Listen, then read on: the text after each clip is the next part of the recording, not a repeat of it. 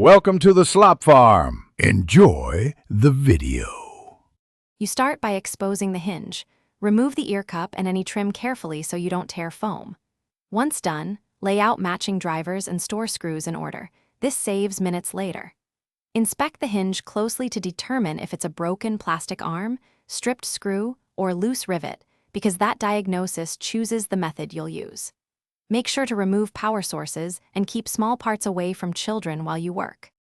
You now disassemble the hinge progressively, photographing each stage so you can reverse it accurately. Once components are separated, address the root. A stripped screw deserves extraction with a bit and firm backing, while a cracked plastic arm benefits from gap filling with epoxy and a temporary clamp.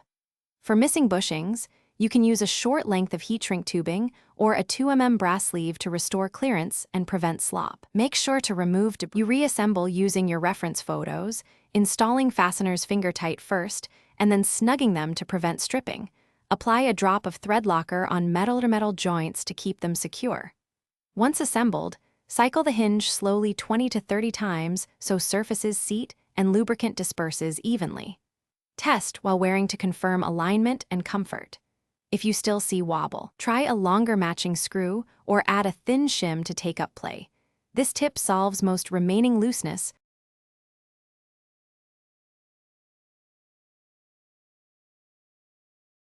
Thanks for watching.